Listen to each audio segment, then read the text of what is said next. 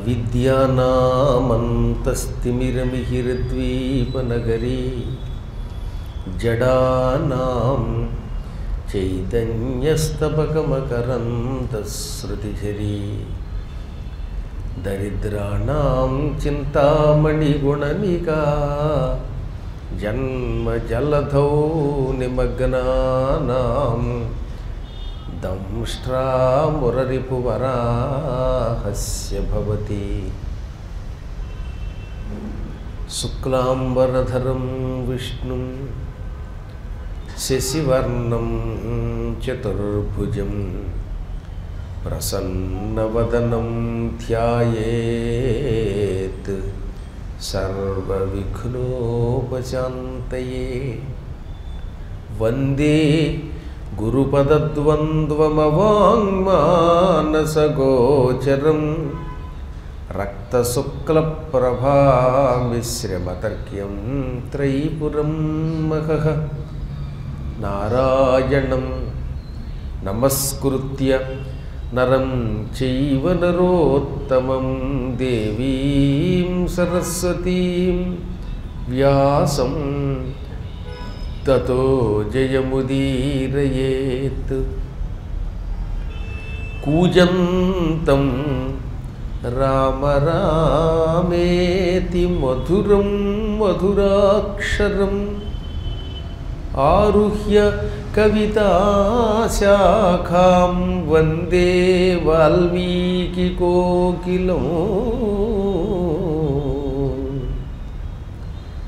ఆంజనేయమతిపాటలాననం కాంచనాద్రికమనీయ విగ్రహం పారిజాతతరుమూలవాసినం భావయామి పవమాననందనం భావయామి పవమాననందనం.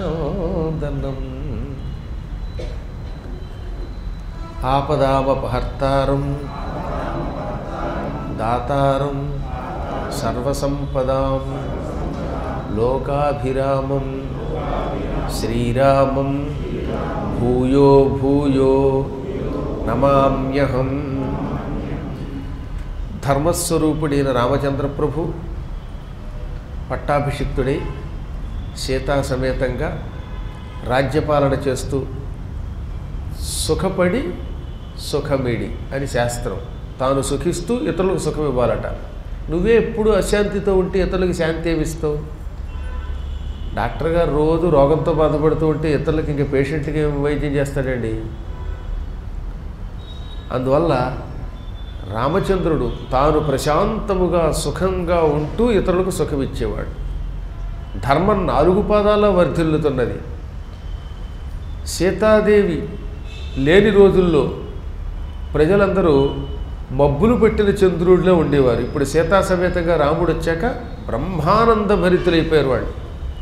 చాలామందికి తెలియదు కానీ రామచంద్రుడికి పట్టాభిషేకం అయిన తర్వాత 10,000 సంవత్సరాలు సీతతో కలిసి పరిపాలన చేశాడు. ఆ తర్వాత ఇంకొక 1000 ఏళ్ళు చిట్ట చివరిలో సీతను విడిచిపెట్టవలసి వచ్చింది. కాబట్టి ఈ కష్టం ఒకటే గుర్తుపెట్టుకుంటాం కానీ 10,000 సంవత్సరాలు వాళ్ళిద్దరూ కలిసి ఉన్నారు అయోధ్యలో అనే విషయం మనకు తెలియదు. అది రామాయణ ఉత్తరకాండ చెబుతున్నది, అటు పరాశరులు వారు చెప్పారు. రాముడు పరిపాలన చేస్తూ ఉంటే దిగ్దంతుల్ నిదురిల్చే నిర్భరత జల్దెల్ భూధరంబుల్ మరుద్భుగ్దేవేంద్రుడు భోగినీ రతి సుఖంబుల్ గాంచే ఆట విడుపైనట్లుండే కూర్మంబు. భూమండలాన్ని కొంతమంది మోస్తున్నారు. వాళ్ళు మోస్తున్నారు కాబట్టి భూమిలో హాయిగా ఉన్నది. ఆ భూమిని జాగ్రత్తగా నడుపుతున్న మహాత్ములు కొందరు ఉన్నారండి. అందులో ఒకరెవరంటే కూర్మావతారంతో విష్ణుమూర్తి మోస్తున్నాడు, వరాహ అవతారంతో విష్ణువే మోస్తున్నాడు. 8 దిక్కుల్లో 8 ఏనుగులు ఉన్నాయి. ఈ ఏనుగులు మళ్ళీ భూమిని మోస్తున్నాయి. అందుకే అష్టదిగ్గజాలు, కూర్మము, వరాహము. ఇది కాకుండా కులపర్వతములు కూడా భూమిని మోస్తున్నాయి. అనగా ఏమిటి? పర్వతాల్లో కొన్ని పర్వతాలు ఉండబట్టే భూమి బ్యాలెన్స్ అవుతున్నది. మేరు పర్వతం, వింధ్య పర్వతం, మహేంద్ర పర్వతం ఇలాంటి గొప్ప గొప్ప పర్వతాలు ఉన్నాయి. అలాగే శ్రీశైల పర్వతం, వెంకటాద్రి ఇవన్నీ కుల పర్వతాలు. ఈ పర్వతాలు కనకపోతే మొత్తం భూమండలం సర్వనాశనం అయిపోతుంది. ఎందుకంటే ఇవి భూమి అటు ఇటు అయిపోకుండా బ్యాలెన్స్ చేస్తాయి. అందుకే ఇష్టం వచ్చినప్పుడు మనకి అవసరం వచ్చింది కదా అని కొండల్ని పిండి చేసేయకూడదు. కొండలన్నీ తవ్వేయడం మొదలు పెడితే, నదుల యొక్క ప్రవాహాలు మార్చేస్తే అప్పుడు భూమి తనంతా తానే సర్వనాశనం అయిపోతుంది. భూమి అంతా సముద్రంలో మునిగిపోతుంది. అప్పుడు ప్రళయం వస్తుంది. ఈ కుల పర్వతాలు భూమిని కుంగిపోకుండా కాపాడుతున్నాయి. పడవలో ఏది గంగానదిలో వెళ్ళేటటువంటి పడవల్లో ఇటువైపు ఒకడిని జాగ్రత్తగా కూర్చోబెడతారు, బ్యాలెన్స్ చేస్తారు. లేకపోతే పడవ ఏమవుతుంది, ఒకవైపుకు ఒరిగిపోతుంది. నాబోటి వాళ్ళు ఇద్దరు కూర్చుంటే ఇక తాతగారు లాంటి వాళ్ళు ఒకవైపు కూర్చోవాలి బ్యాలెన్స్కి. అలా ఈ మనుషుల యొక్క సన్నదనాన్ని బట్టి, బరువుని బట్టి కూర్చోబెడతారు. అందరూ మళ్ళీ ఒక రకంగా ఉండకూడదు. 100 కేజీల వాడు ఒక పక్కన కూర్చుంటే, 50 కేజీల వాడు ఒక పక్కన కూర్చుంటే పడవ ఒకవైపు ఒరుగుతుందనమాట. అలా ఎన్నో పడవలు ఒరిగిపోయాయి అప్పుడప్పుడు. అందులో ఎప్పుడు పడవలు ఏం చేస్తారనమాట, ఇటొకరిని కూర్చోబెడతారు. పెద్ద పెద్ద ఓడలను పక్కన పెట్టండి, అవి లెక్కలేదు. కానీ చిన్న చిన్న పడవలు. అలాగే భూమిని కులపర్వతాలు బ్యాలెన్స్ చేస్తూ ఉంటాయి. అందుకనే ఈ కులపర్వతాలు కూడా భూమిని మోస్తున్నాయి. కానీ ఇప్పుడు రామచంద్రుడు భూమిని పరిపాలించాక ఇంక భూమికి బరువు లేదు అంటే అర్థమైందా మీకు? ధర్మాత్ములు భూమిని పరిపాలిస్తే భూమి తేలికైపోతుందట. పాపాత్ములు భూమిని పరిపాలిస్తే భూమికి భారం ఎక్కువ అవుతుంది. దుర్యోధనుడి పరిపాలన, కంసుడి పరిపాలన కాలంలో ఈ పాపాత్ముల బరువు తట్టుకోలేక భూమి కిందకి దిగిపోయింది. అప్పుడు వరాహస్వామి వారు బెంగపెట్టుకున్నారు, కూర్మావతారంలో ఉన్న విష్ణువు బెంగపెట్టుకున్నాడు. ఇక ఏనుగులైతే ఏది అష్టదిగ్గజాలైతే కిందకి దిగిపోయే ఏకంగా ఆదిశేషుడు కూడా వంగిపోయాడు. ఇప్పుడు కలియుగంలో అలా ఉందంటే ప్రస్తుతం ఆదిశేషుడు ఎంత బాధపడుతున్నాడో తెలుసా? ఈ పాపాత్ముల బరువు తట్టుకోలేక. ముఖ్యంగా అక్కడ పాత అని పేరు కలిగిన ఒకటి ఉందిలేండి.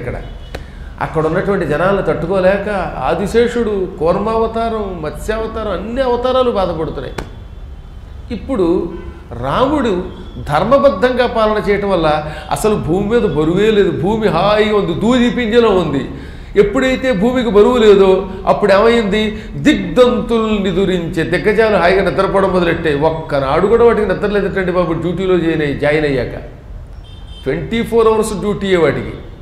ఇప్పుడు మాత్రం అమ్మయ్య రాముడు పరిపాలిస్తున్నాడు, ఇక మనకేం పర్వాలేదు, మనం భూమిని మొయ్యక్కర్లేదు, భూమి నాశనం కాదనుకుని తేలిగ్గా ఉన్న భూమిని వదిలేసి గాఢంగా నిద్రపోయి.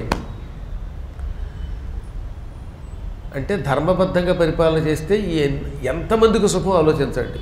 నిర్భరత చెందెన్ భూధరంబుల్, కులపర్వతములకు కూడా బరువు తగ్గిపోయింది. మరుద్భుగ్దేవేంద్రుడు భోగిని రతి సుఖంబుల్గాంచే. ఆదిశేషుడికి పెళ్ళయిందన్న పేరే కానీ ఎప్పుడూ భూమిని వస్తూ భార్య దగ్గరికి వెళ్ళలేదట. ఇప్పుడు ఈ రాముడి ధర్మమానని లాంగ్ లీవ్ పుచ్చుకొని తన భార్యలతో హాయిగా సుఖంగా తిరగడం మొదలెట్టాడు. వాళ్ళని కాస్త తీసుకుని అప్పుడప్పుడు షికారుకి వెళ్ళాడు. ఇక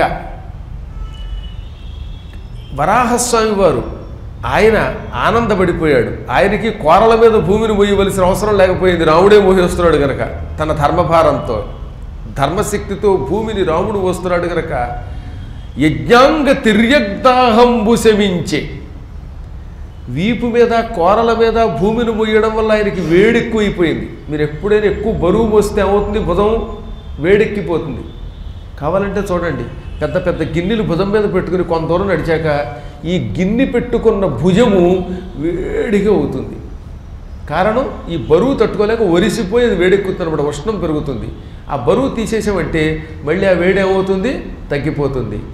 ఇంతకాలం వరాహస్వామి వారు తన ముట్టి మీద భూమిని పైకెత్తడం వల్ల ముట్టి వేడెక్కింది. ఇప్పుడు ఆ వేడి తగ్గిపోయింది, ఎందుకంటే భూమికి బరువు లేదు కనుక. ఆట విడిపోయినట్లుండే కూర్మంబు, కూర్మావతారంలో ఉన్న స్వామివారి వీపు మీద భూమి తిరుగుతోంది ఎప్పుడూను. ఇప్పుడు దానికి ఆట విడిపోయిపోయి వదిలేసి వెళ్ళిపోయిందట, ఎందుకంటే భూమికి బరువు లేదు కనుక. సమ్యక్ దోర్దండమునన్ ధరాభరము రామక్ష్మా విభుండూనినన్, తన బాహుబలంతో ధర్మదండం పట్టుకొని రామచంద్రుడి పరిపాలన చేస్తుంటే ఎక్కడ చూసినా ధర్మం తప్ప అధర్మం లేదు గనుక, భూమికి బరువు లేదు గనుక భూమి హాయిగా తిరగడం మొదలెట్టింది. దాంతో భూమిని మోసే వాళ్ళందరికీ సుఖం కలిగింది. అది రాముడి పరిపాలన అంటే. రాముడి పరిపాలనలో ఇంక వేరే వాళ్ళు ఎవరు భూమిని మొయ్యవలసిన అవసరం లేదు, అంతా ఆయనే మోస్తాడు, అందరి భారము ఆయనే సేకరిస్తాడు. అలా రోజు ఆయన ధర్మంగా పరిపాలిస్తూనే ఉన్నాడు. ప్రతిరోజు ఉదయం పూట వందిమాగధులు, వైతాళికులు, సంగీతం బాగా పాడేవాళ్ళు కొందరు ఉంటారు. వాళ్ళు ఎప్పుడు రాజుగారి దగ్గరికి వచ్చి పాటలు పాడి రాజా నిద్రలే అంటారు. ఆ లేపడం కూడా ఏదో కంగుము నరిచే దిక్కుమాలిన అలారంలా కాకుండా ప్రేమగా మృదువుగా పలుకుతూ పాడుతూ రాముడిని నిద్ర లేపుతారట. నిద్ర లేపేవాడు మృదువుగా లేపాలి. లేవరాయ్ ట్యూషన్కి వెళ్ళరాయ్ నరిస్తే వాడు హడిలిపోతాడు పిల్లాడు. ఆ పిల్లవాడిని ఎలా లేపాలో తెలుసుకోవాలి మనం. రాముడిని వాళ్ళు అలా నేర్పేవారట. ఎలా లేపేవారు? వీర సౌమ్య ప్రబుద్ధ్యస్వ కౌసల్యా ప్రీతివర్ధన జగద్ధి సర్వం స్వపితి త్వయి సుప్తే నరాధిప విక్రమస్తే యథా విష్ణో రూపం చైవ అశ్వినోరివ బుద్ధ్యా బృహస్పతే స్తుల్యః ప్రజాపతి సమోహ్యసి. కౌసల్యాదేవికి ఆనందమును కలిగించే రామచంద్ర ప్రభు, నువ్వు సౌమ్యుడివి, మహావీరుడివి. తెల్లవారుతున్నది, తొందరగా మెలుకు తెచ్చుకో. నువ్వే కనుక గాఢంగా నిద్రపోతే, ఈ బ్రాహ్మీ ముహూర్తంలో ఇంకా నీవు నిద్రపోతే లోకాలన్నీ నిద్రలో మెలిగిపోతాయి. అంటే మహాత్ములు మెలకుగా ఉంటే లోకాలు మెలకుగా ఉంటాయి, మహాత్ములు ఆరోగ్యంగా ఉంటే మహాత్ములతో పాటు లోకాలు ఆరోగ్యంగా ఉంటాయి. రామచంద్రుడు తెల్లవారుజామున లేచి అందరికీ ఉత్సాహాన్ని ఇస్తూ ఉంటే వాళ్ళంతా ఆనందపడతారు. రాముడు ఒక్క పూట దుఃఖంతో నిద్రపోతే వాడు తట్టుకోలేరు. అందుకని నీవు బ్రాహ్మీ ముహూర్తంలో లేచి సంధ్యావందనము వంటి ధర్మకార్యములను అనుష్ఠానము చెయ్యి. నీవు చెయ్యకపోతే తక్కిన వాళ్ళు చెయ్యరు. ప్రభువు ఏది చేస్తే పాలకులు అదే చేయడం మొదలు పెడతారు. కాబట్టి ప్రభు నీవులే, నువ్వు సామాన్యుడిగా, పరాక్రమంలో విష్ణువువి, అందంలో అశ్విని దేవతలతో సమానుడివి, తెలివితేటలలో బృహస్పతి వంటి వాడివి. ఇంకా నీ అపూర్వమైన మేధాశక్తి బ్రహ్మ దగ్గర తప్ప మరెవరి దగ్గర ఉండదు. ఓర్పులో, క్షమించడంలో భూమి వంటి వాడివి. భూదేవికి చాలా సహనం, ఓర్పు. మనబోటి వాళ్ళు ఎన్ని పనులు చేసినా, భూమిని తవ్వేస్తున్నా, కొండలు పగలగొడుతున్నా, ఇంకా ఎన్నెన్ని పాపములు చేస్తున్నా భూదేవి ఎంత సహనంతో, ఎంత ఓర్పుతో మనల్ని కాపాడుతుందండి. అందుకే ఎవరైనా క్షమించే లక్షణం కలిగిన వాడు ఉంటే అతన్ని భూదేవితో పోల్చేవారన్నమాట. రామచంద్రుడికి అంత ఓర్పు, ఎన్ని తప్పులు చేసినా మళ్ళీ పోన్లే వాడిని క్షమించంటాట ఆయన. అంతేగాని ఇన్ని తప్పులు చేసావా నేను సస్పెండ్ చేస్తున్నాను అనేవాడు కాదు పాపం. అందుకే రాముడు అన్నారు ఆయన్ని. ఎంతో పూర్వం ఎంతోమంది మహారాజులు ఈ భూమండలాన్ని పరిపాలించారు, కానీ వారెవరూ నీతోటి సాటి రారు. రాముడంటే రాముడే, రాముడికి సాటి రాముడే, ఇంకెవరూ లేరు. ఇంకెవరినైనా రాముడితో పోలుస్తారు, కానీ రాముడు ఎవరితో పోలుతారు చూడండి. ఇప్పుడు ఎవరన్నా బాగా పరిపాలన చేస్తే రామరాజ్యంలో ఉందంటారు తప్ప రాముడి రాజ్యాన్ని ఇంకో భీమరాజ్యంతో ఎందుకు పోలుస్తారు? పోల్చరు. అందుకే రాముడి రాజ్యం అన్నారు. అది నీవు పరాక్రమంలో సాటి లేనివాడివే కాక యుద్ధంలో తిరుగులేనివాడివి. నీకు అపజయం లేదు, ధర్మం తప్ప అధర్మం లేదు. ఎంతో పూర్వం రావణాసురుడు వంటి వాళ్ళు పరిపాలన చేశారు, వాళ్ళు వీరులు అనిపించుకున్నారు. అంత తేలిగ్గా ఎవరి చేతిలో చావకపోవచ్చు, కానీ రావణాసురుడిని తుక్కు కింద చాలామంది కొట్టారు. కానీ రాముడిని కొట్టినవాడు ఎవడు లేడే, రాముడు ఒక్కసారి కూడా ఓడిపోలేదే. కాబట్టి రాముడు అజేయుడు. మహాత్మా లే అనగానే ఆ దివ్యస్థుతులు వింటూ రామచంద్రుడు ప్రొద్దుటే లేచాడు. ఆయన కోసం దంతధావనానికి మంచి మంచి సుగంధ ద్రవ్యాలు వెదజల్లే పుల్లలు తెచ్చిపెట్టారు. పూర్వం పుల్లలతోటే పళ్ళు తోముకున్నంతకాలం పళ్ళు స్ట్రాంగ్గా రాళ్లల్లా ఉన్నాయి. ఇప్పుడు మనం అందరం పేస్టు అనే ఒక వేస్ట్ పదార్థము, బ్రష్ అనే ఒక దరిద్రపు హుష్కాకి పదార్థం పెట్టుకున్నాక మన పళ్ళని ఊడిపోయి డెంటిస్టులకి బోల్డ్ డబ్బులు పోస్తున్నాం. చక్కగా పళ్ళు తవ్వుకునేటటువంటి వేప పుల్లలతో పళ్ళు తవ్వుకుంటే, కానుగ పుల్లలతో పళ్ళు తవ్వుకుంటే 80 ఏళ్ళు వచ్చిన పళ్ళు ఊడేవి కదండి. 90 ఏళ్ల వాళ్ళు కూడా పూర్వకాలంలో చక్కగా జంతికలు తినేవారు. జంతికలు ఉండేవిలేండి పూర్వం. అవి గొంతికలోకి వెళ్ళినా వాడికి ఏమయ్యేది కాదు. ఇప్పుడు జంతికి ఎక్కడ తింటారు ఎవరైనా? 50 ఏళ్ళు వస్తే మెట్లు ఎక్కలేరు, లిఫ్ట్ కావాలి. 30 ఏళ్ళు వస్తే కళ్ళు కనిపించవు. 30 ఏళ్ళు అన్నం కూడా లేదు. 8 ఏళ్ళకే కళ్ళదోడు, 5 ఏళ్ళకే కళ్ళదోళ్ళు. ఎందుకంటే వాళ్ళ చేత మనం చేయించే పనులు అలా ఉన్నాయి. పొరొద్దటి నుంచి సాయంకాలం దాకా వాట్సాప్ చూసుకుంటూ ఉంటే కళ్ళు పోక ఏమవుతాయండి? 24 గంటలు ఫోన్ చూసేవాడికి కళ్ళు గ్యారంటీగా పోతాయి. టీవీ, ఫోను ఈ రెండు మనుష్యుల యొక్క దృష్టిని తొందరగా నాశనం చేస్తుంది. చత్వారం తెచ్చిపెడుతుంది. చత్వారం అంటే 4 అనమాట. ఏకం, ద్వే, త్రీణి, చత్వారి అంటే 4. ఉన్న 2 కళ్ళకి ఇంకో 2 కళ్ళు పెట్టుకుంటే 4 కళ్ళు. ఏదో 50 దాటాక పెట్టుకున్నారంటే అర్థం ఉంది. 5 ఏళ్ళకి 10 ఏళ్ళకి ఎందుకంటే ఇంత దుబ్బు కళ్ళతోడు పెట్టుకుని ఇలా చూసుకుంటూ వస్తున్నాం అంటే దానికి గల కారణం చేతులారా ఆ దరిద్రపు సీరియల్స్ మనం చూస్తున్నాం, వాట్సాప్ చూస్తున్నాం, 24 గంటల మంచం మీద పడుకుంటాం. వాట్సాప్ చూస్తూ తిండి తిరిగి ఎక్సర్సైజ్ లేకుండా మంచం మీద పడుకుంటే శరీరం పాడైపోతుంది, లావు అయిపోతుంది, కదలలేరు, ఆయాసం వస్తుంది. శరీరం స్థూలంగా ఉండకుండా దాన్ని బాగు చేసుకునే శక్తి మన దగ్గర ఉంది, కానీ మనం ఎక్సర్సైజ్ చేయడానికి ఇష్టపడమే. కానీ ఆ రోజుల్లో అవి లేవు.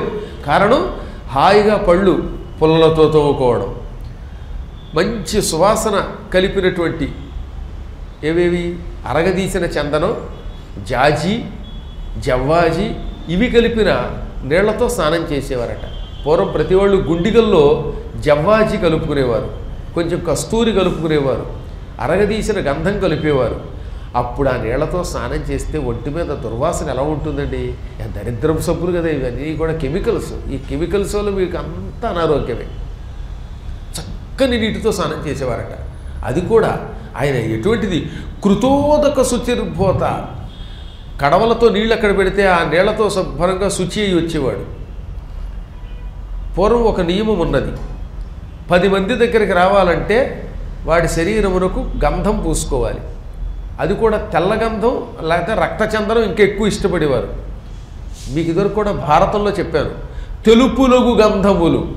పాండవులు 5గురు శ్వేతచందనం పూసుకుని మంచి మల్లె పువ్వుల దండలు వెళ్ళలో వేసుకుని అప్పుడు సింహాసనం మీద కూర్చునేవారు. అప్పుడు ఎదురుగుండా కూర్చునేవాడు ఎంత ఆనందపడతాడండి. అప్పుడు పాండవులు చెయ్యెత్తారంటే ఆశీర్వదించారంటే ఆహా ఏం పరిమళం వచ్చేది. ఏమి చూసినా స్నానాలు చేయరు, చెమట కంపు, వాడికి తెలియదో ఏటో పక్కవాడికి విసుగొచ్చేస్తుంది అనమాట. ఈ మధ్యన ఎవరన్నా కొత్త వాళ్ళు వస్తే మొహమాటలా కూడా చెప్పాలనిపిస్తుంది, చెబితే బాధపడతారు. అందరూ శిష్యులే, అందరూ బంధువులే, కావలసిన వాళ్ళే. కాబట్టి ఈ రోజు నుంచి కొంచెం మనం రాముణ్ణి, ధర్మరాజుని, మహాత్ముల్ని ఆదర్శంగా తీసుకోవాలి. శరీరం శుభ్రంగా ఉండాలి, దుర్వాసన రాకూడదు, చెమటకంపు రాకూడదు, నోరు దుర్వాసన రాకూడదు, పవిత్రంగా ఉండాలి. కనీసం మీరు ఆరోగ్యంగా ఉంటే బాగుంటుంది కదా అని చెబుతున్నాను అనమాట. శరీరం ఎప్పుడు సువాసనతో ఉండాలంటే బాగా తవ్వుకోవాలి, మంచి పదార్థాలతో తవ్వుకోవాలి. దిక్కుమాలను పెర్ఫ్యూమ్స్ అక్కర్లా, హాయిగా గంధం చెక్క కొనుక్కుని ఇంత అరగదీస్తే ఆ వచ్చే గంధం చక్కలా పూసుకుని వచ్చేయండి, ఎంత బాగుంటుంది శరీరం. పూర్వం జడలను ఉండేవి కనుక అందరికీ ఆ జడల్లో ఇలా మల్లెపూలు పెట్టుకునేవారు. అప్పుడు వాడు పక్కన కూర్చుంటే సువాసన వచ్చేది. ఇప్పుడు బెడా లేదు, జడ లేదు, గెడకర్రలాగా ఇంత పిలకేసుకుని ఎవడు మగో ఎవడు ఆడో తెలియదు. దానివల్ల ఏమవుతుంది? అందులో కొప్పులు పువ్వులు ఉండవు. ఆ పువ్వులు లేకపోవడం సువాసన ఎక్కడి నుంచి వస్తుంది? పేలు, వాసన, దుర్వాసన. దానివల్ల ఏమవుతుంది? ఉండ జుట్టు ఊడిపోతుంది, విగ్గు పెట్టుకోవాల్సి వస్తుంది. కాబట్టి రామచంద్రుడిని ఆదర్శంగా తీసుకుని శుభ్రంగా స్నానం చేయాలి. శరీరం అంతా సుగంధ ద్రవ్యాలు పూసుకుని పూలదండలు వేసుకుని అప్పుడు ఆయన వశిష్ఠ ప్రముఖ మహర్షుల దర్శనానికి వచ్చాడు. వశిష్ఠుడు, వామదేవుడు, జాబాలి, కాశ్యపుడు ఇటువంటి పుణ్యాత్ములంతా రామదర్శనానికి వచ్చారు. వీరందరితో పాటుగా రాముడు సభలో కూర్చునుండగా విభీషణుడు తన పరివారంతో వచ్చాడు. సుగ్రీవుడు, కామరూపులైన వానరులు వచ్చారు. ఇలా అందరూ వచ్చారు. వేదాలు చదువుకుని వాళ్ళు అందరూ వచ్చారు. అప్పుడు రామచంద్రుడు ఏమన్నాడు? ఏడాది ఇంచుమించుగా గడిచిపోతోంది, నేను పట్టాభిషేకం చేయించుకున్నాను. నాకు పట్టాభిషేకం అయ్యి ఇంచుమించుగా సంవత్సరం కావస్తున్నది. ఇంతకాలం మీరందరూ ఇక్కడే ఉండిపోయారు. మీ మనస్సులో ఉన్న కోరిక నాకు తెలుసు, వెళ్ళలేరు కానీ వెళ్ళాలి. అడగలేక రామా నిన్ను వదిలి వెళ్ళలేకపోతున్నావు, అయినా మా రాజ్యాలకు వెళ్ళాలి కదా, కాస్త సెలవిప్పించు అని మీలో కొందరు మనస్సులో మదనపడుతున్నారు.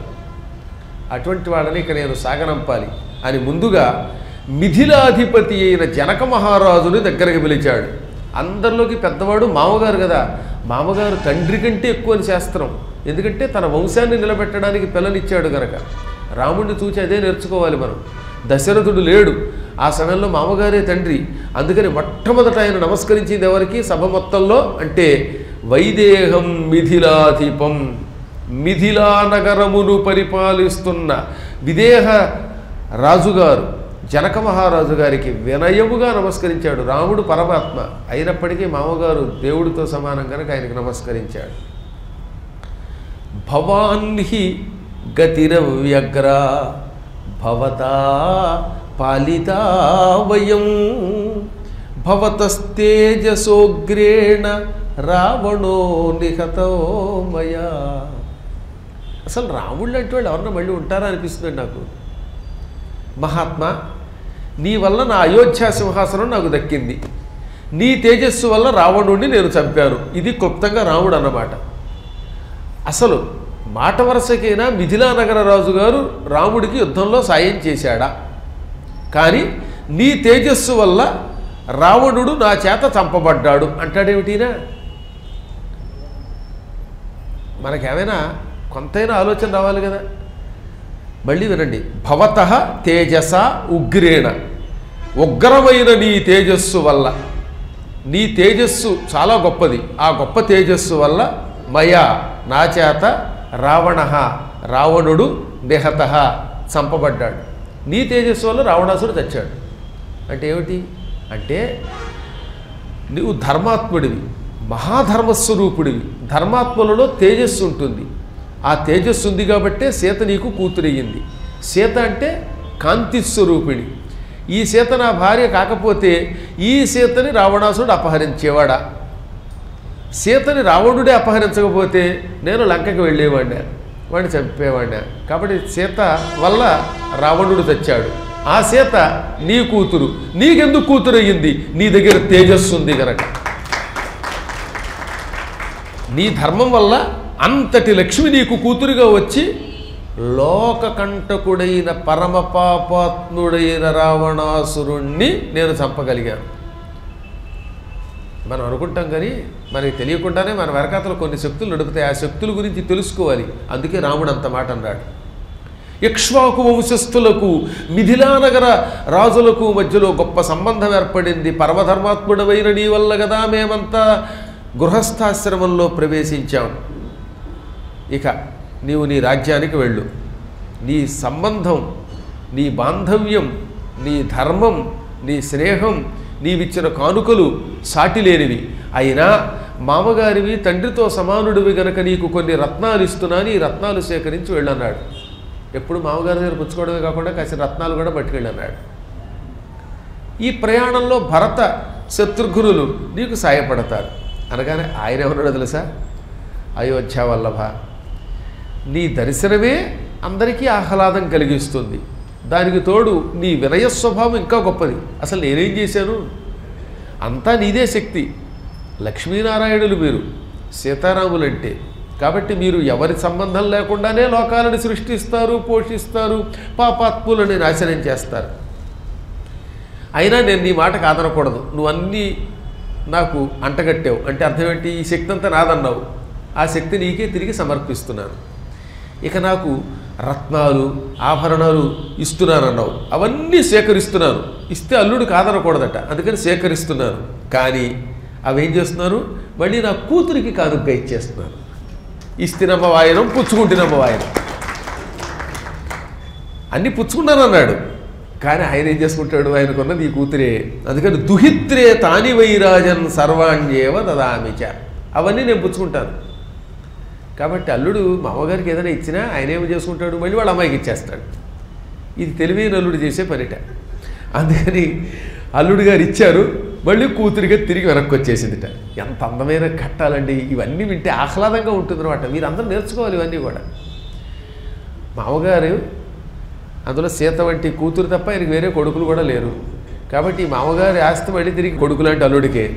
అయినా అల్లుడు గారు వెళ్ళి మామ పుచ్చుకో అన్నాడు. ఆయన పుచ్చుకుంటానన్నాడు. పుచ్చుకోనల్లా, పుచ్చుకొని ఇదిగో అమ్మాయి నువ్వు పుచ్చుకో అన్నాడు. మళ్ళీ అమ్మాయికి వస్తే రాముడివే. అలా ఉండాలన్నమాట సంబంధ బాంధవ్యాలంటే. తదనంతరం ఒక శుభముహూర్తంలో జనక మహారాజు గారు ప్రయాణమై వెళ్ళాడు. ఆయన్ని భరతుడు, లక్ష్మణుడు, శత్రుఘ్నుడు పొలివేర దాకా సాగనంపారు, వెనక్కి వచ్చేశారు. ఇప్పుడు ఆయన ఏం చేశాడు రాముడు? భరతుని మేనమామ యుధాజిత్తుని పిలిచాడు. యుధాజిత్తు, నువ్వు మాకు మేనమామవి. భరతుడికి మేనమామ అంటే నాకు మేనమామే. నీవు చాలా కాలంగా ఇక్కడే ఉండి మాకు సేవ చేస్తున్నావు. కేకయ్య మహారాజు మీ నాన్నగారు పెద్దవాడు, నీ కోసం బెంగ పెట్టుకుంటాడు. అక్కడ నీ భార్యలు, నీ పిల్లలు అందరూ ఇంకా రాలేదు, సంవత్సరం ఇంచుమించుగా కావస్తున్నది, అయోధ్యలో ఎలా ఉందో వాతావరణం అని కొంచెం దుఃఖితులవుతూ ఉంటారు. కాబట్టి నీవు కూడా ప్రయాణానికి సంసిద్ధుడవై మీ ఊరు వెళ్ళిపో. నీ ప్రయాణానికి నేను అంగీకారం చెబుతున్నాను. మా లక్ష్మణుడు నీకు రకరకాల ఆభరణాలు, సంపదలు ఇవన్నీ ఇస్తాడు. అవన్నీ పుచ్చుకుని నువ్వు మీ నగరానికి వెళ్ళు. ఎంత ధర్మాత్ముడివి నువ్వు! భరతుడికి మాకు అందరికీ ఎంతో సాయం చేశావు. నేను విన్నాను. ఏం విన్నాను? లంకానగరం మీదకి దండయాత్రకి రాముడు వెళ్ళాడు. రాముడికి సాయం కావాలి కాబట్టి సైన్యంతో మీరందరూ రండి అని మా భరతుడు కొంతమందికి కబురు పెట్టాట. అందులో నువ్వొకడివి. అది వినగానే సైన్యంతో నువ్వు వచ్చావని విన్నాను. అంటే లంకానగరానికి అవసరమైతే మన సైన్యాన్ని పంపుదాం, రాముడికి సాయం చేద్దామని మీరందరూ ఖాయంగా అనుకున్నారు. అది మీ సద్బుద్ధి. ఇంతటి ఉపకారం మీరు చేశారు కాబట్టే మీరు రాకపోయినా మీ సహకారం మాకు అందినట్టు అయ్యింది. మీ మంచితనం వల్లే మేము విజయం పొందాం. కాబట్టి ఈ కానుకలు తీసుకుని వెళ్ళు అనగా, మహాత్మా నువ్వు తీసుకున్న నిర్ణయం చాలా గొప్పది. నీవు చెప్పినట్టే నేను తిరిగి మా ఊరు వెడతాను. కానీ మా కోరిక మన్నించు. అక్షయమైన సంపద, రత్న ఆభరణాలు ఇవన్నీ నువ్వు నాకు ఇచ్చావు. ఇవన్నీ మళ్ళీ నేను మేనమామను కనుక మీకే ఇస్తున్నాను. మేనల్లుళ్ళకి మేనమామ ఇవ్వచ్చు. పుచ్చుకున్నది నాదే కనుక నా సంపద నీకు ఇస్తున్నాను, నీ దగ్గరే ఉంచు అన్నాడు. మళ్ళీ రాముడు ఇచ్చాడు, వెనక్కి పుచ్చుకున్నాడు. తప్పట్లేదు. అది రాముడు ఇచ్చినా ఎవరు పుచ్చుకోవట్లేదు, వెనక్కి ఇచ్చేస్తున్నారు. ఎందుకంటే రాముడి కరుణ చాలు వాళ్ళకి. నిధి చాలా సుఖమా, రాముని సన్నిధి చాలా సుఖమా అని అందుకని త్యాగరాజు అన్నాడు. రాముడిచ్చే నిధి కంటే రాముడి సన్నిధి కావాలట ప్రతివాడికి. ఆ రోజుల్లో సన్నిధి చాలన్నారు, ఇప్పుడు నిధి చాలనుకుంటున్నారు. పాపం పిచ్చాడు. ఆ తర్వాత యుధాజిత్తు గారు వెళ్ళిపోయాడు.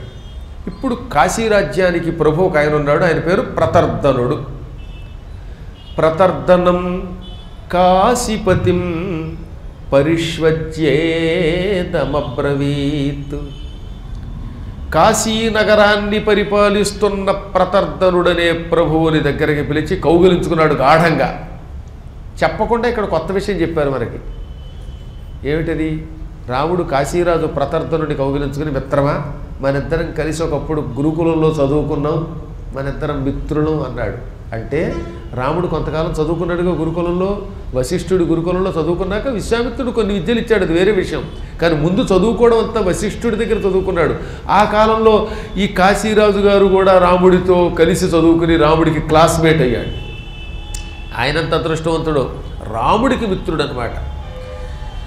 నువ్వు నేను ఒకటే, అరమరికలు లేకుండా చదువుకున్నాం గురుకులంలో. కాశీనగరం అత్యంత పవిత్రమైనది.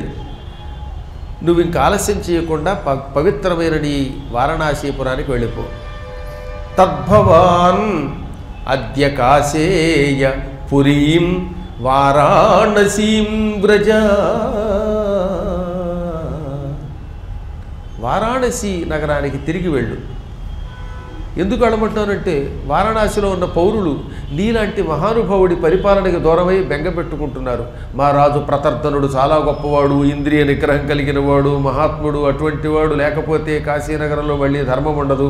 పైగా నిరంతరం శివపూజ చేసే మహాత్ముడైన విశ్వేశ్వరుడికి అర్చన చేయకుండా ప్రతర్దనుడు ఏనాడు మంచినీళ్లు తాగడు, అన్నం ముద్ద తినడు. అంతటి నిష్ఠాగరిష్ఠుడు. కాబట్టి కాశీనగరాన్ని జాగ్రత్తగా చూసుకో. నాకు కూడా కాశీనగరం అంటే చాలా ఇష్టం. అందుకే గంగానదిని దాటుతున్నప్పుడు కాశీనగరాన్ని చూచి దర్శనం చేసుకుని పూజించాను. అవకాశం ఉన్నప్పుడు కాశీకి నేను తిరిగి వస్తాను అని పలికి గాఢంగా తన మిత్రుడిని సింహాసనం మీద నుంచి లేచి వెళ్ళి కౌగిలించుకొని ఎన్నో కానుకలు ఇచ్చి పంపాడు. అన్ని కానుకలు ఇస్తే ఆయన ఏం చేశాడు? మళ్ళీ ఈ కానుకల కంటే నువ్వు కౌగిలించుకున్న కానుక చాలా గొప్పది, నీ పరిష్వంగం నాకు ఆభరణం అని ఈ కానుకలు తిరిగి రాముడికి ఇచ్చేశాడు. ఆ తర్వాత రాముడు 300 మంది రాజకుమారుల్ని దగ్గరికి పిలిచాడు. భరతుడు రాముడికి సాయం చేద్దాం, లంకానగరం మీదకి దండయాత్రకి వెడదాం, మీరందరూ మీ సైనికులతో రండి అని కబురు పెట్టాట. అలా కబురు పెట్టగానే ఈ ప్రతర్ధనుడు, యుధాజిత్తు మొదలైన వాళ్లతో పాటుగా 300 మంది మహారాజులు సైన్యంతో వచ్చారు. వాళ్ళంతా ఎప్పుడో రాముడు లంకానగరం మీదకి దండయాత్రకు వెళ్ళినప్పటి నుంచి ఇప్పటిదాకా దాదాపు 1.5 ఏడాది పైగా అక్కడే ఉండిపోయారు. అందుకని వాళ్ళందరినీ పిలిచి, మీరు ఎంత గొప్పవాళ్ళండి, భరతుడు పిలవగానే నా మీద ఉన్న అభిమానంతో, భరతుని మీద ఉన్న ప్రేమతో నాకు సాయం చేయడానికి, అవసరమైతే లంకానగరానికి యుద్ధానికి వెళ్ళి రావణుడిని చంపడానికో వాడి చేతిలో చావడానికో సిద్ధపడి వచ్చారు. కాబట్టి మీరు ఆత్మీయులు, మీ వంటి వారిని నేను గౌరవించి తీరాలి. మీ అందరికీ సకలమైనటువంటి ఆభరణాలు ఇస్తున్నాను, ఇవి పుచ్చుకొని మీ ఇళ్ళకి వెళ్ళండి. ఇప్పటికే చాలా కాలమైంది కనుక మీ బంధువులు, పుత్రులు, ఇంకా మీతో సంబంధం కలిగినటువంటి వాళ్ళు, నగరవాసులు బాధపడుతూ ఉంటారు అనగా వాళ్ళన్నారు, మహాత్మా ఎంతకాలం ఉన్నా మాకు కొత్త చోట్ల ఉన్నట్టు అనిపించటం లేదు. ఎందుకంటే రోజు నిన్ను చూస్తున్నాం మేము. మా ఊరు వెడితే మళ్ళీ నీ దర్శనం అవుతుందా? అయోధ్యకి నువ్వు వచ్చి పట్టాభిషిక్తుడు అయిన రోజున మా అందరి కళ్ళు మిరుమిట్లు గొలిపోయి ఆనందపడిపోయాం. మేము మా జీవితంలో అటువంటి సన్నివేశం చూడలేదు. మేము పట్టాభిషేకం చేయించుకున్నాం, ఏదో తప్పనిసరి రాజులం మేము. కానీ నీవు రాజాధిరాజువి, చక్రవర్తివి, ధర్మాత్ముడివి. భూలోకంలో చాలామంది రాజులు ఉండవచ్చు, ఈ రాజులు ఎవరు నీకు సాటిరారు. రాజంటే రామరాజే. మహాత్మా, మేమంతా ముక్తకంఠంతో నిన్ను ప్రశంసిస్తున్నాం. అసలు మేము నిన్ను ప్రశంసించాలి, నువ్వు మమ్మల్ని పొగుడుతావు. ఏదో మా సహకారం చేసినట్టు మేమేం చేసాం, వచ్చి ఇక్కడ భోజనం చేస్తున్నాం, నీ దర్శనం చేసుకున్నాం. ఇక్కడ ఎంతకాలం ఉన్నా మాకేమీ తనివి తీరడం లేదు, వెళ్ళిపోవాలనిపించట్లేదు. అయినా వెళ్ళాలి కాబట్టి వెడుతున్నాం అని ప్రయాణానికి అంగీకరించి రాముడిచ్చిన కానుకలు స్వీకరించి ప్రయాణమయ్యారు. వెడుతున్నప్పుడు దారిలో అనుకున్నారట వాళ్ళు, ఏది ఇళ్ళకు పోతూ తమ తమ నగరాలకు వెళ్ళిపోతూ రాజకుమారులు 300 మంది తమ సైనికులతో వెడుతూ, ఆహా రాముడి ప్రేమే ప్రేమ కదా, రాముడి పట్టాభిషేక వైభవమే వైభవము కదా, అటువంటి రాముడి కోసం మనం ఏమీ చేయలేకపోయాం. రాముడే కనుక లంకానగరానికి రమ్మనుంటే వెళ్ళే యుద్ధం చేసేవాళ్ళం. యుద్ధంలో రాముడికి సాయం చేస్తూ శరీరానికి గాయాలైతే అప్పుడు కదా మన కాయం పవిత్రమైన కాయం అయ్యేది. అంటే రాముడి కోసం ప్రాణం ఇవ్వాలి, లేదా కనీసం 2 కత్తి దెబ్బలన్నా తినాలి. ఏమీ లేకుండా కూర్చుండిపోయాం మనం. అసలు మనం అందరం వెళ్ళుంటే రావణాసురుడు మన దెబ్బకి చచ్చేవాడు. కారణం, జై శ్రీరామ్ అంటూ మనం యుద్ధం చేస్తే రాముడి కంటే రామనామం గొప్పది కనుక మనం వాడిని చంపేసేవాడు. అయినా మనకు ఆ భాగ్యం దొక్కుతుందా? రావణుడికి రాముడి చేతిలో చచ్చే యోగం ఉంది, మనలాంటి వాళ్ళ చేతిలో చచ్చే యోగం ఉందా అనుకుంటూ ఆనందంగా వెళ్ళిపోయారు వాడు. అంటే ఎవరికి వాళ్ళకి రాముడికి సాయం చేయాలనిపిస్తోంది. ఏమంటే ఆనాడు అంతమంది రాజులు రాముడి కోసం ప్రాణం ఇవ్వాలనుకున్నారు. మనలాంటి వాళ్ళని రామాలయం కోసం ఆ మాత్రం చేయలేంటండి. ఇప్పుడు రామాలయం కోసం మనం చేయవలసిన పనులను మనం చేసాం. ఇప్పుడు ఇక మధురలో కృష్ణాలయం కోసం మీరు సిద్ధులవ్వండి. మీరంతా కృష్ణ కృష్ణ చెప్పండి. చెప్పినట్టుగా ఓం క్లీం కృష్ణాయ గోపీజనవల్లభాయ నమః. ఓం క్లీం కృష్ణాయ గోపీజనవల్లభాయ నమః. ఓం క్లీం కృష్ణాయ గోపీజనవల్లభాయ నమః. ఈ మంత్రం మళ్ళీ మధురలో కృష్ణాలయం మనకు వచ్చేదాకా జపం చేయడం చక్క. మనం ఎవరి తోలికి వెళ్ళాం, మన మంత్రం మనం చేసుకుని మన ఆలయం మనకి రావాలని కోరుకుంటున్నాం. దానికి కృష్ణుడు సాయం చేయమని మంత్రం చేసుకుంటున్నాం. అదేం తప్పు కాదు కదా. కాబట్టి హాయిగా మంత్రానుష్ఠానం చేయండి. దానివల్ల మనకి మన ఆలయం మనకి దక్కుతుంది. భగవంతుడు అనుగ్రహించి భారతదేశంలో ఉన్న మన ప్రాచీన ఆలయాలన్నీ మనకు దక్కడానికి మనం చేయవలసింది ఆ పరమాత్ముడిని శరణు కోరడం, ఈ మంత్రానుష్ఠానం చేయటం. ఇప్పుడు రామచంద్రుడు ఇలా అందరినీ పంపించేసిన తర్వాత ఆఖరణ సుగ్రీవుడిని దగ్గరికి పిలిచాడు. సుగ్రీవుడు, హనుమంతుడు, అంగదుడు, వానరులు అందరూ వచ్చాక హనుమంతుడిని అంగదుడిని చెరోవైపు తొడలో కూర్చోబెట్టుకున్నాడు, ఒళ్ళో కూర్చోబెట్టుకున్నాడు రాముడు. హనుమంతుడిని అంగదుడిని ఒడిలో కూర్చోబెట్టుకున్నాడు. అది కదా రాముడి ప్రేమ అంటే. అసలు హనుమంతుడు ఎవరిని వేయగలరండి? హనుమంతుడు రాముడిని మూపులు పెట్టుకు పోసాడు, కానీ రాముడు చాలా తేలిగ్గా తొడ మీద కూర్చోబెట్టుకున్నాడు. అంగదంచ మహాబాహుం అంకమారోప్య వీర్యవాన్ హనుమంతం చ నృపతి ఇక్ష్వాకూణాం మహారథః రామః కమలపత్రాక్షః సుగ్రీవం యదమబ్రవీత్. ఇలాంటి వింటూ ఉంటే మన శరీరం కగుర్పాటు గురి కాదు. రామచంద్ర ప్రభు సకల లోకేశ్వరుడు ఒక తొడ మీద హనుమంతుణ్ణి మరొక తొడ మీద అంగదుణ్ణి కూర్చోబెట్టుకుని దగ్గరికి తీసుకుని ప్రేమగా నిమిరి, ఆ తర్వాత పద్మాక్షుడైన రామచంద్రుడు సుగ్రీవుడితో ఇలా అన్నాడు, సుగ్రీవ, ఈ అంగదుడు ఈ రోజు నుంచి నీ కొడుకు, ఎప్పుడు వాడు నీ పుత్రుడే, జాగ్రత్తగా చూసుకో. హనుమంతుడు నీకు ఆంతరంగికుడైన మంత్రి, వీరిద్దరిని ఎప్పుడూ నిర్లక్ష్యం చెయ్యకు. ఈ ఇద్దరు నాకు కూడా పూజార్హులు. ఏ రాజంటాడండి ఈ మాట? వాలి తప్పు చేస్తే చంపాడు, కానీ వాలి కొడుకుని అంత ప్రేమగా చూసుకున్నాడు రాముడు, ధర్మస్వరూపుడు గనక. ఈతడు నాకు పూజార్హుడు అన్నాడండి ఆయన. పూజాం త్వత్కృతే అర్హతో వివిధాం పూజాం త్వత్కృతే వై హరీశ్వర. ఈ ఇద్దరిని నువ్వు జాగ్రత్తగా పూజించు, నాకు పూజార్హులే వీళ్ళు.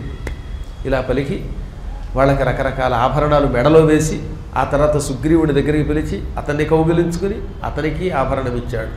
హనుమంతుడు, అంగదుడు వీళ్ళు రాముడిచ్చిన గొలుసులు మెడలో వేసుకుని ధగధగధగ వెలిగిపోయారు.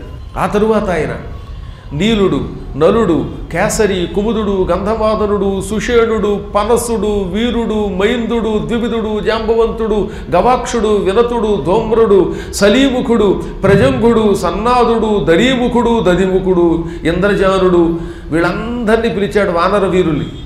కపివరులారా, మీరంతా మహానుభావులు, నాకు చాలా సాయం చేశారు. ప్రాణములకు తెగించి లంకానగరమునకు వచ్చి రావణునితో యుద్ధం చేసి గాయాల పాలయ్యారు. మీలో కొందరు మరణించి ఇంద్రానుగ్రహంతో మళ్ళీ బ్రతికిన వాళ్ళు. ఇంతటి ఆప్తమిత్రులు వీరు. మీరంతా సుగ్రీవుడిని జాగ్రత్తగా చూసుకోండి, ఆయన మిమ్మల్ని ప్రాణంలా చూసుకుంటాడు. ఈ సుగ్రీవుడు అదృష్టవంతుడు, తన కోసం ప్రాణమిచ్చే మీలాంటి వానర వీరుల్ని పొందాడు. తన యజమాని కోసం ప్రాణం ఇచ్చేవాళ్ళు ఎంతమంది ఉంటారండి అంటారు కానీ పైకి. గురువుగారు మీకోసం ప్రాణం ఇస్తామన్న వాళ్ళని చాలామంది చూసాం. ప్రాణం అక్కర్లా, 500 అడిగితే మళ్ళీ కనపడ్డు, మళ్ళీ 2 రోజులు కనపడ్డు. ఇప్పుడు కలియుగం ఇది. కానీ నిజంగా వీళ్ళంతా ప్రాణం ఇచ్చిన వాళ్ళు ఆయన కోసం, అవునా కదా? ఇందులో చాలామంది వానరులు చచ్చిపోతే కదా అప్పుడు ఇంద్రుడిని పిలిచి ఆఖరణ రామచంద్రుడు అమృత వర్షం కురిపించి వాళ్ళందరినీ బతికింపజేశాడు. బతుకుతామో లేదో తెలియదు వాళ్ళకి, కానీ బతికారు, అది వేరే విషయం. కానీ ప్రాణం ఇచ్చారా లేదా? ఇటువంటి సేవకులను పొందిన సుగ్రీవుడు నిజంగా ధన్యాత్ముడు అని పలికి వారందరికీ అమూల్యమైన రత్నాభరణములు ఇచ్చాడు, గౌరవించాడు, భోజనాలు పెట్టాడు. ఆ తర్వాత వాళ్ళందరితో కలిసి పాల్గొన మాసం దాకా గడిపాడు. శిశిర ఋతువులో 2వ మాసం అంటే పాల్గొన మాసం వరకు ఉన్నాడు. రాముడు చైత్రమాసంలో పట్టాభిషిక్తుడయ్యాడని చెప్పుకున్నాం. ఇప్పుడు పాల్గొన మాసం వచ్చింది అంటే కరెక్ట్గా 1 ఇయర్. ఇంత పూర్వం కూడా ఏడాది అన్నారంటే అందులో అందరూ ఇంతకు ముందే వచ్చి కూర్చున్నారు. మీకు ముందే చెప్పాగా, జనక మహారాజు, యుధాజిత్తు, 300 మంది రాజులు రాముడికి అవసరమైతే లంకానగరానికి వెళ్ళి సాయం చేయడానికి ఇంకో 2-3 నెలల ముందే వచ్చారు. కాబట్టి వాళ్ళకేమో ఏడాది గడిచిపోయింది, వీళ్ళకి మాత్రం సరిగ్గా సంవత్సరం పూర్తవుతోంది. అప్పటిదాకా వాళ్ళు గడిపారు అక్కడ. ఆ తర్వాత ఇక కిష్కింధా నగరానికి ప్రయాణం అవ్వండి అని అందరినీ పంపిస్తూ మళ్ళీ సుగ్రీవుడు అంటాడు, మీరు మహాత్ములు సుగ్రీవ, సందేహం లేకుండా నీవు ధర్మస్వరూపుడి అయినప్పటికీ ఈ హనుమంతుణ్ణి, అంగదుణ్ణి, నలుణ్ణి, నీ మేనమామ సుషేణుణ్ణి, తారుణ్ణి, అసహాయసూరుడైన కుముదుణ్ణి, ఈ నీలుణ్ణి, శతబలిని, మైందుణ్ణి, ద్వివిధుణ్ణి, గంధమాదనుణ్ణి, వృషభుణ్ణి, విక్రాంతుణ్ణి, జాంబవంతుణ్ణి, కేసరిని, శరభుడిని, శుంభుడిని, శంఖచూడుడిని ఎంతో ప్రేమతో చూడు. వారిని ఏనాడు బాధ పెట్టకు. నా తదనంతరం కూడా వాళ్ళు ఎప్పుడూ నీ కూడా ఉండాలి, అలా ఉండాలి వాళ్ళు ఎప్పుడూ కూడా అనగా అలాగేనన్నాడు సుగ్రీవుడు. వదలలేక, రామచంద్ర నువ్వు వెళ్ళమంటున్నావు, నిన్ను వదిలి వెళ్ళలేకపోతున్నావు, నీ దగ్గరే ఉంటే మాకు ఆనందం, నిన్ను చూస్తూ ఉంటే ఆహ్లాదం కలుగుతూ ఉంటుంది, నిన్ను చూడని నాడు మాకు చంద్రుడి లేని కటిక చీకటి రాత్రిలా అయిపోతుంది లోకం అంటూ తప్పనిసరి వెళ్ళిపోయారు. ఇక ఇప్పుడు సుగ్రీవుడు మొదలైన వాళ్ళని వీడ్కోలు చేసి పంపాక రామచంద్రుడు విభీషణుడి దగ్గరికి పిలిచాడు. ప్రేమగా కౌగిలించుకున్నాడు. మిత్రమా మిత్రమా అన్నాడండో ఆయన. భీషణ అని కూడా అనలా, మిత్రుడు అని పిలిచాడు. నువ్వు ధర్మాత్ముడివి, జ్ఞానివి. ఈ విషయం నాకే కాదు, లంకానగరంలో ఉన్న వారికి తెలుసు, దేవతలకి తెలుసు, ప్రపంచానికి తెలుసు, సోదరుడైన కుబేరుడికి కూడా తెలుసు. నీ సోదరుడు కుబేరుడికి తెలుసు. కాబట్టి నీకేనేం చెప్పక్కర్లా. లంకానగరానికి వెళ్ళి ధర్మబద్ధంగా రాజ్యపాలన చేసి లంకా పౌరులను కూడా ధర్మ మార్గంలో నడిపించు. ఒక్కటి మాత్రం నేను చెప్పింది శాశ్వతంగా గుర్తుపెట్టుకో. రాజ్యం చేతికి వచ్చాక, ధనం చేతికి వచ్చాక ప్రజల్లో కొంత మార్పు వస్తుంది. రాజ్యం లేనికితో ఒక రకంగా ఉంటాడు, వచ్చాక ఒక రకంగా ఉంటారు. అది మానవ లక్షణం, రాక్షస లక్షణం, జీవుల లక్షణం. ఎంతటి రాజ్యము వచ్చినా, భోగములు వచ్చినా రావణుని వలె అధర్మ మార్గంలో ప్రవేశించకు. ధర్మ మార్గంలో ఉన్నంతకాలం నీ వెంట నేనుంటాను, ప్రజలుంటారు, సమస్త దేవతలుంటారు. అధర్మం వైపు వెడితే ఆ తర్వాత దేవతల యొక్క ఆగ్రహానికి గురవుతావు, ప్రజా ఆగ్రహానికి గురవుతావు. అప్పుడు నిన్ను ఏ సృష్టి రక్షించదు. మన ప్రేమ, మన మైత్రి గుర్తుపెట్టుకో. దిగులొద్దు, నీవు చిరజీవివి. నా కథ భూమండలంలో ఉన్నంతకాలం నువ్వు ఉంటావు. అదృశ్య రూపంలో లంకానగరంలో జరుగుతావు. అందుకే ఎప్పటికి కూడా లంకానగరంలో విభీషణుడు ఉన్నాడు, కనపడ్డు, అదృశ్యంగా ఉంటాడు. మనం అక్కడికి వెళ్ళి రామాయణం చెప్పుకుంటే ఆయన వింటాడు, సంతోషిస్తాడు. లంకానగరానికి వెళ్ళి అక్కడ ఇలాంటి కొన్ని కథలు వింటూ ఉంటే విభీషణుడు వచ్చి సంతోషించి మనల్ని దీవిస్తాట. అప్పుడు మన జీవితాలు చరితార్థమవుతాయి, పవిత్రమవుతాయి. ఎంతటి గొప్పవాడండి విభీషణుడు, పరమధర్మాత్ముడు కదా. రాముడికి మిత్రుడు అవడం అంటే మాటల. రాముడి కరుణికి పాత్రం అవ్వడం పక్కన పెట్టండి, రాముడు మిత్రమా అని పిలిచాడు. సుగ్రీవుడికి విభీషణుడికే కదా ఆయనకి మిత్రులయ్యే యోగం పట్టింది, గుహుడికి దక్కింది ఆ యోగం. ఇంతటి హనుమంతుడు కూడా రామదాసుడు అనుకున్నాడు. కానీ మరి విభీషణుడో, సుగ్రీవుడో, గుహుడో దాసులు గారట. రాముడు కౌగిలించుకుని మీరు నా మిత్రులు, మీ ముగ్గురు నాకు ఆత్మీయ మిత్రులు అన్నాడు ఆయన. అది మహాయోగం. పరమాత్మనికి మిత్రులు అవడం అంటే ఎంత యోగం అండి. కుబేరుడికి పట్టింది ఆ యోగం, శివుడికి మిత్రుడయ్యాడు. సకల లోకేశ్వరుడైన ఈశ్వరుడికి మిత్రుడయ్యాడు కుబేరుడు. ఇవి మనకి రావాలంటే మనం కూడా ధర్మాలు చెయ్యాలి. ఆ తదనంతరం రామచంద్రుడు మళ్ళీ హనుమంతుడి దగ్గరికి తీసుకున్నాడు. నాయనా హనుమ, నీ మీద నాకు మహాప్రేమ, నిన్ను వదిలి ఉండలేను, కానీ తప్పదు వెళ్ళాలి అంటూ ఉండగా హనుమంతుడు రాముడి కాళ్ళు గట్టిగా పట్టేసుకుని, ప్రభు రామచంద్ర, నాకు ఒక వరమియ్యి. నాకేదో ఆయువు, ఆరోగ్యము, లేకపోతే పదవి ఇవక్కర్లా. నాకు కావలసింది ఏమిటి? యావద్రామ కథా వీర, యావద్రామ కథా వీర చరిష్యతి మహీతలే, తావచ్చరీరే వత్స్యంతి ప్రాణామమ న సంశయః, భక్తిశ్చ నియత వీర భావో నాణ్యత్ర గచ్చతు. ఆయన కోరుకున్నది భక్తిశ్చ, నీ మీద నాకు గాఢభక్తి ఉండాలి. ఆ భక్తి ఎప్పుడూ ఇంకో చోటికి వెళ్ళకూడదు. ఇవాళ రాముడు అంటే భక్తి, రేపు పొద్దున 2 రోజులు పోయాక రాముడు వదిలి ఇంకో సోముడి దగ్గరికి వెళ్ళకూడదు. ఎప్పుడూ నా నోటి నుంచి రామ అనే 2 అక్షరములే రావాలి, రామభక్తే కావాలి, రాముడే నా సర్వస్వం, రాముడు లేని జీవితం నాకు అనవసరం. భూమండలములో నీ కథ జరుగుతున్నంత కాలమే నేను బతకాలి, భూమి మీద నీ కథ లేకపోతే నేను ఉండకూడదన్నాడు ఆయన. అదే అడిగాడు ఆయన.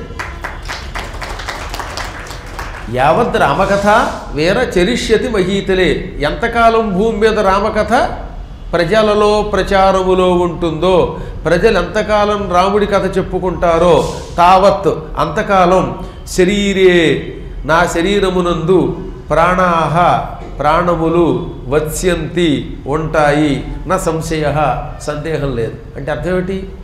రామకథ భూమి మీద లేకపోతే నేను బతకను అని చెప్పాడనమాట.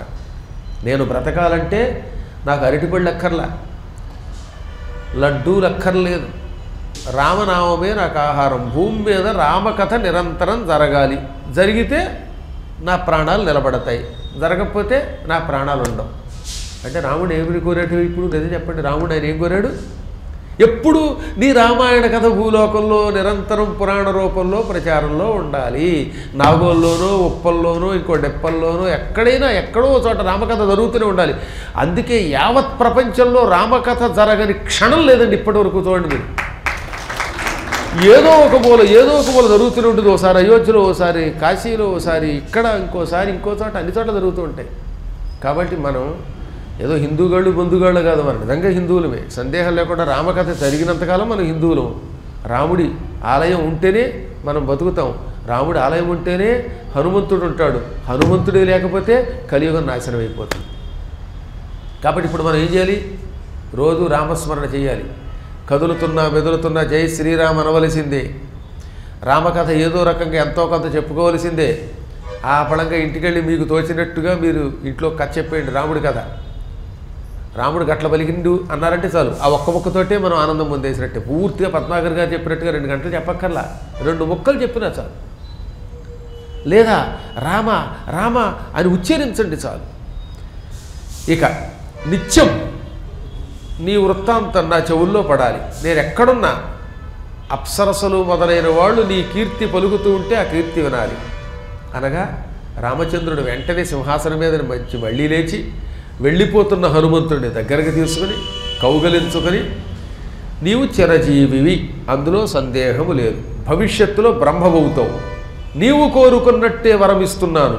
భూమండలంలో నిరంతరం ఏదో ఒక ప్రాంతంలో రామాయణం ప్రచారంలో ఉంటుంది. అనగా ఏదో ఒక ప్రాంతంలో రామాయణంలోని ఎంతో కొంత కథ జరుగుతూనే ఉంటుంది. సప్తాహాల రూపంలో, నవాహ రూపంలో, లేక నెలేసి రోజులు, 54 రోజులు ఇలా రామాయణ కథలు జరుగుతూ ఉంటాయి. అది జరిగినంతకాలం నువ్వు సుఖంగా ఉంటావు. ఇంకో రహస్యం చెప్పనా? భూమండలం మీద లోకములు ఉన్నంత వరకు, ప్రాణులు ఉన్నంత వరకు, జలప్రళయం రానంత వరకు నా కథ భూమి మీద ఉండి తీరుతుందన్నాడు రాముడు. లోకాహి యావత్ స్థాస్యంతి తావత్ స్థాస్యతి మే కథ. ఈ భూమి మీద లోకములు ఉన్నంతకాలం, పర్వతాలు ఉన్నంతకాలం, నదులున్నంతకాలం నా కథ భూలోకంలో ఉంటుంది. ఈ కథను ఎవరూ పాడు చేయలేరు. ఇండోనేషియాలోకి వెళ్ళినా రామ అనవలసిందే, మలేషియా వెళ్ళినా రామ అనవలసిందే, సింగపూర్లోనూ రామే, భారతదేశంలోనూ రామాయే, అమెరికాలోనూ రామాయే, ఎక్కడికెడితే అక్కడే. అసలు అమెరికాలో ఉన్న రామ శబ్దాలు మన దగ్గర లేవండి. శాన్ రామన్ తెలుసుగా, ఒక స్థలం పేరు శాన్ రామన్.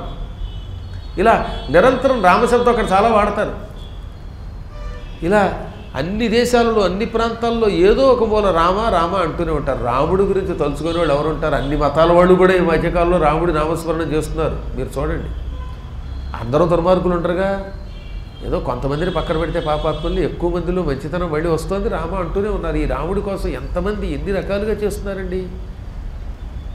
కాబట్టి నా కథ ఎప్పుడూ ఉంటుంది భూమి మీద అని పలికి, మళ్ళీ చంద్రాభం ముచ్యకంఠాత్సరాఘవ, ఒక చంద్రహారం, చంద్రుడి వలె వెలిగిపోతున్న ఒక మంచి హారం రాముడు మెడలో నుంచి తీసి ఆ హారం మళ్ళీ హనుమంతుడికి వేశాడు.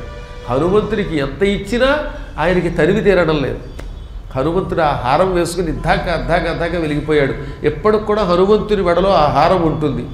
ఎప్పుడన్నా మీరు బదరీ వెడితే అక్కడ ధగధగ వెలుగుతున్న కోతి కనపడిందంటే అది హనుమంతుడు. ఎందుకంటే ఆ ధగధగ రాముడిచ్చిన హారముల కాంతి. అక్కడే కనపడతాడు ఎక్కువ ఆయన. ఎటువంటిదండి ఆ గంధమాదన పర్వతం? బదరీకి 3 కిలోమీటర్ల ముందు గంధమాదన పర్వతం వస్తుంది. ఇక అక్కడ ఇటువైపు ఉన్నటువంటి కారు మందాకిని మీద నుంచి, అలకనంద మీద నుంచి బ్రిడ్జి ఇటువైపుకి వస్తుందన్నమాట.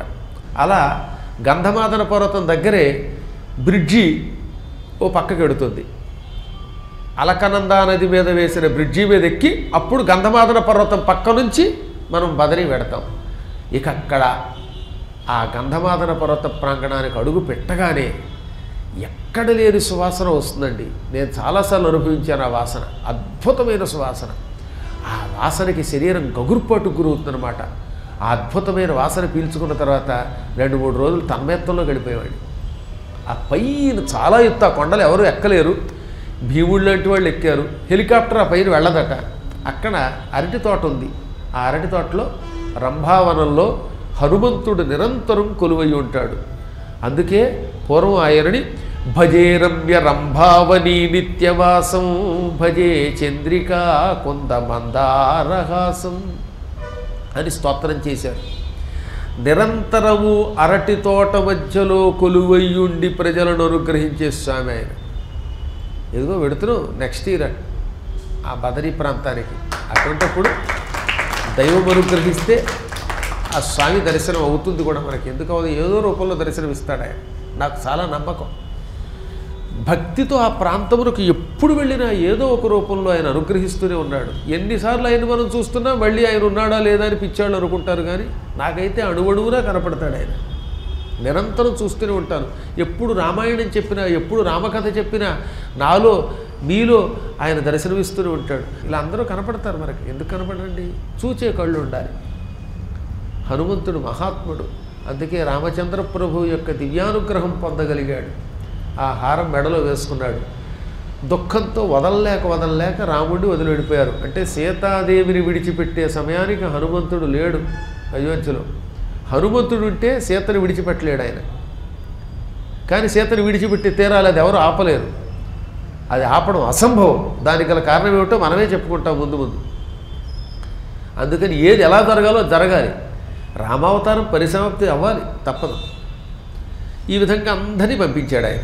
అందరినీ పంపించేసిన తర్వాత తీరా ఇంట్లోకి వెళ్ళబోతూ ఉంటే మధ్యాహ్న సమయంలో సోదరులతో పాటు రామచంద్రుడు తన భవనంకి వెళ్ళబోతూ ఉండగా ఓ సన్నని మధురధ్వని వినపడింది. అంటే ఏం కనపడదు, మాటలు వినపడుతున్నాయి. వస్తువు కనపడలా, కానీ మాటలు వినబడ్డాయి. ఏమని వినబడ్డాయి ఆ మాటలు?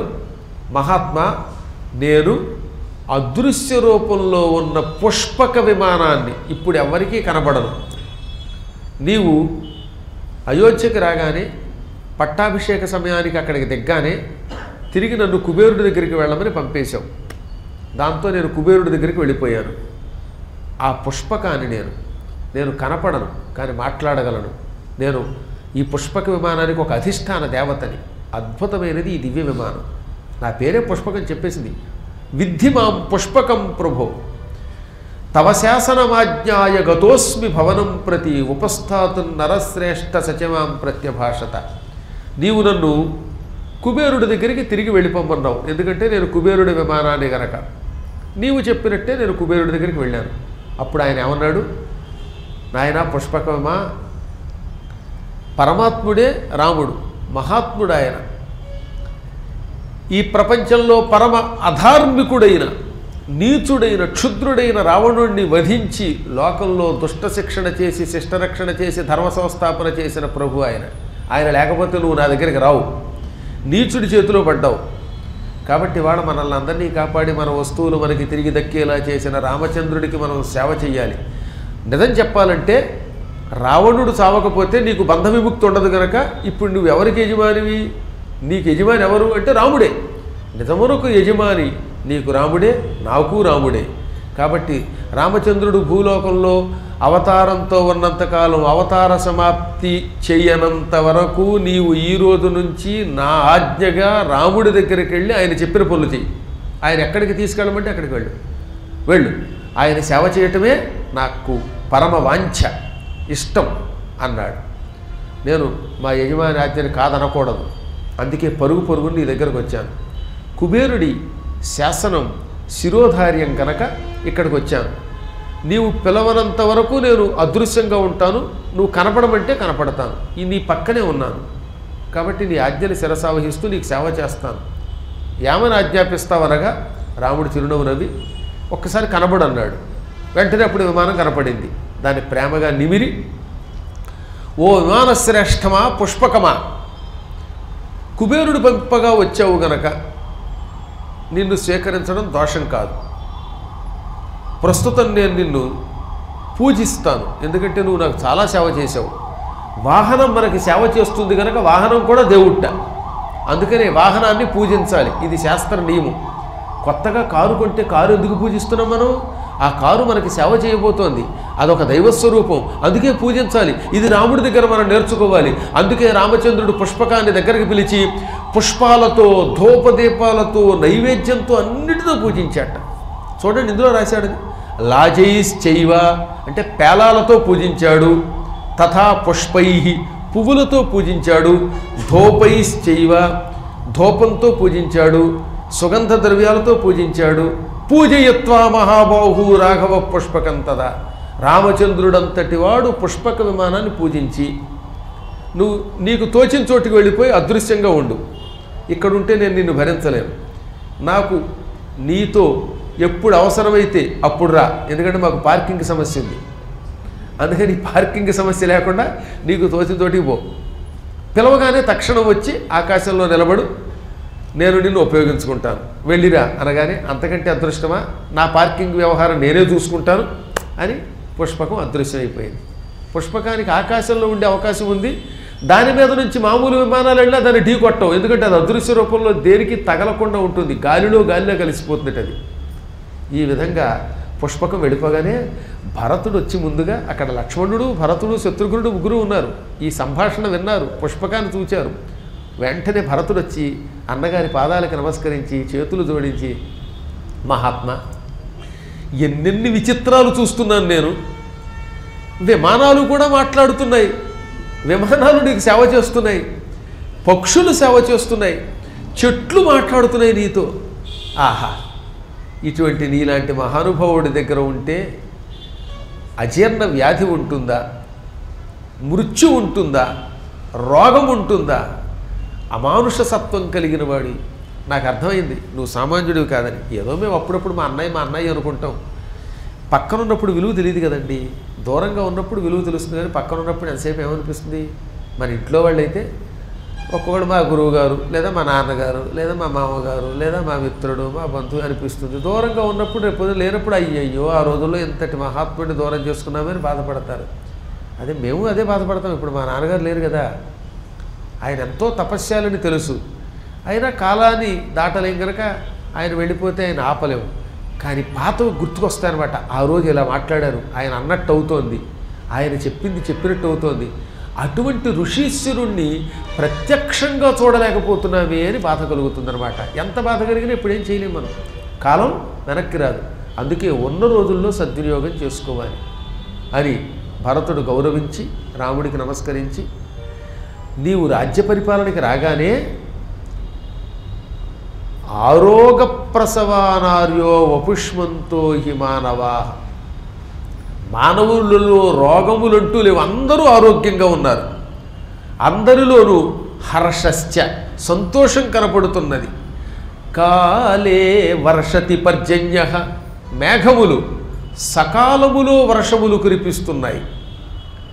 ఆ వర్షం కూడాట అమృతం పయ, అమృతం వంటి నీళ్లు కురిపిస్తున్నాయి. వర్షాకాలంలో వర్షాలు కురుస్తాయి, వడగళ్ళ వాన, కొన్ని చోట్ల ఇవైతేనేమో పెట్రోల్ వాన, దరిద్ర యాసిడ్స్ కూడా పడుతున్నాయట. మన ప్రభువులు మహానుభావులు, అందువల్ల అతలాకుతలం అయిపోయి వీధులు మునిగిపోయి చచ్చిపోతున్నాం. కానీ రామచంద్ర ప్రభువు పరిపాలన చేస్తున్నప్పుడు అమృత వర్షం కురిసేది, చల్లగాలి వీచేది, సుఖముగా జీవించడం మొదలెట్టారు ప్రజలంతా. రామా ఇది నీ ప్రభావం అని భరతుడు పొగిడితే రాముడు చిరునవ్వు నవ్వి సంతోషించినట్టు కనపడతాడు. ఆయన వీటన్నిటికీ అతీతుడు.